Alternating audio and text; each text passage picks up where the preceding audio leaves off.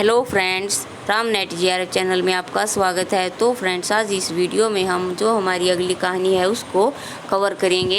इसी तरह से हम अपनी सारी कहानी, नाटक, उपन्यास जितने भी लगे हुए हैं सभी को कवर करते चलेंगे। तो आज हम इस वीडियो में देखेंगे माधवराव सप्रे की जो कहानी है, एक टोकरी भर मिट्टी। माधवराव सप्रे हिंदी की आरंभिक कहानीकारों में से एक प्रमुख कहानीकार हैं। वे एक सुप्रसिद्ध अनुवादक तथा हिंदी के आरंभिक संपादकों में मुख्य स्थान रखने वाले लेखक हैं। उन्हें हिंदी के प्रथम कहानी लेखक के रूप में जाना जाता है। इनके द्वारा लिखित कहानी एक टोकरी भर मिट्टी को हिंदी की पहली कहानी होने का श्रेय प्राप्त है। यह कहानी वर्ष 1901 में छत्तीसगढ़ पत्रिका में प्रकाशित हुई थी। कहानी क्या, ये मुख्य पात्र देखते हैं।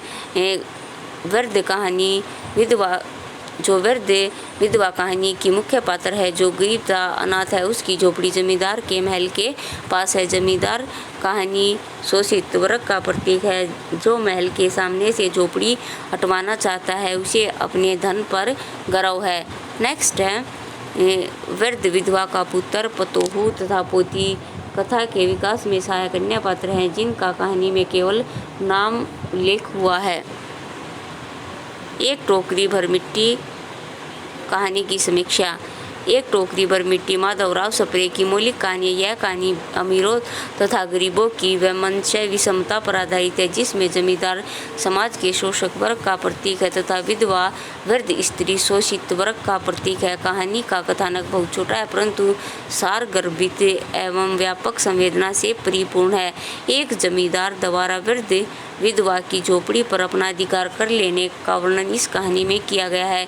वृद्ध स्त्री द्वारा झोपड़ी में एक टोकरी भर मिट्टी लेने की प्रार्थना करना, जमींदार द्वारा उस टोकरी को न उठा पाना। इस संदर्भ में वृद्ध स्त्री का कथन है कि आपसे तो एक टोकरी भर मिट्टी नहीं उठाई जाती, और इस झोपड़ी में तो हजारों टोकरियां मिट्टी पड़ी हैं। इसका भार आप जन्म भर कैसे उठा सकेंगे। पूरी कथा को एक नया मोड़ दे देता है। वृद्धा के मरम वचन सुनकर जमींदार की आंखें खुल जाती हैं तथा अपने किए गए कार्य का पछतावा होता है। अंत में जमींदार वृद्धा से क्षमा मांगते हुए उसकी झोपड़ी उसे वापस दे देता है। इस प्रकार यह संक्षिप्त कथा बहुत प्रभावी बन गई है। एक छोटे से कथन से जमींदार का हृदय परिवर्तित हो जाता है। इस कहानी में सभी घटनाएं सहज एवं स्वाभाविक रूप से घटित होती हैं। इस कहानी में केवल दो ही पात्र हैं, वृद्ध विधवा तथा जमींदार। संपूर्ण घटनाक्रम इन्हीं के आसपास घूमता है।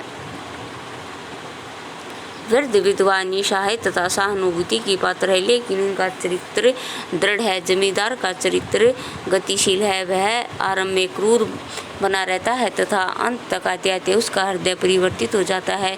वह एक सज्जन व्यक्ति बन जाता है। आलोच्य कहानी का परिवेश उस समय के सामंतवादी व्यवस्था को स्वरूप प्रस्तुत करता है। धनवान की शक्ति और पैसे की ताकत निर्धन को निर्बल बना देती है, परंतु नैतिकता का बल उसे संबल प्रदान करता है। जमींदारी प्रथा तथा समाज में व्याप्त रिश्वतखोरी जैसी बुराइयों को इसी कहानी के स्पष्ट रूप से दिखाया गया। इस कहानी का उद्देश्य नैतिक आदर्श की स्थापना करना रहा है। हिंदी की प्रथम कहानी होने के पश्चात इस कहानी में तीव्र सामाजिक संवेदना है। कहानी में जमींदार के अत्याचार को समस्या के रूप में न केवल उठाया गया है, बल्कि इस समस्या का प्रतिकार भी वृद्धा के माध्यम से किया गया है। एक टोकरी भर मिट्टी कहानी में मूल कथा एक टोकरी भर मिट्टी विषय पर ही टिकी है, अतः कहानी का शीर्षक सार्थक है। इस प्रकार हिंदी की पहली कहानी ही अन्याय के विरुद्ध खड़ी हो सकी है। यह हिंदी कहानी की महत्वपूर्ण उपलब्धि है।